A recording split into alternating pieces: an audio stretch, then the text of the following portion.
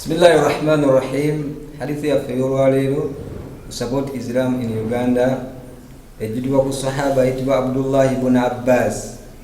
Abdullah ibn Abbas agamba nti kuntu khalifa an-nabi sallallahu alayhi wa sallam yawman, agamba nti nali ngabega ombaka Muhammadin sallallahu alayhi wa sallam olunaku. Faqala, mbaka Muhammadin agamba ti ya gulam wange muvubuka gwe, inni uallimuka kalimati, yamugamba nti ngenda kukuyigirizayo ebigambo n'ebikwate.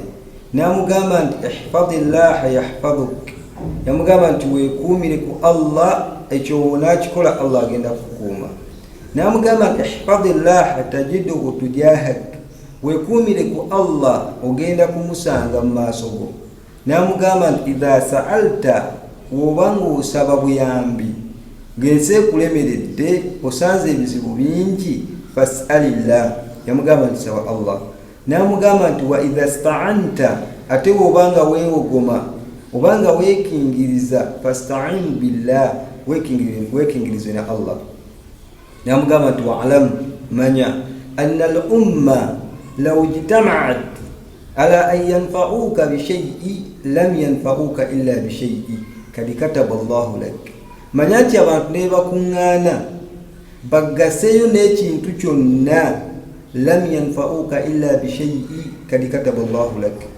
Tasobola kugasa na kintu kyonna okujjako ekyo Allah kye yakuwandiikako. Wa injitama'u, ne baddamu ne bakuŋŋaana ala an yadurruka bi shay'in, bakoseyo n'ekintu kyonna, lam yadurruka illa bi shay'in kad kataba Allahu alayk. Tebasobola kukosa na kintu kyonna okujjako ekyo Allah kye yakuwandiikako. Rufi'atil akram wa juffatis suhuf, ekkalaamu ziwandiika zasitulwa dda ku mpapula ne bwino n'akala. Kituyiga mu hadithi eyo kwe kubeera nga buli muntu oba ofunye obuzibu obanga olina obwetaavu oteekeddwa kusaba Allah kubanga yasabibwa. Noba nga obadde osanze embeera ng'ekuzitoweredde ne weekingiriza na Allah kubanga yasobola okukukingiriza. N'omanya nti buli ekikutuukako ng'oli mu nsi kyali kyakutuukako, n'ekikuyitako ng'oli mu nsi kyali kyakuyitako. Wa barakallahu fikum wa jazakumullahu khaira. Mwekumire ku support Islam in Uganda. Wassalamu alaikum wa rahmatullahi wa barakatuh.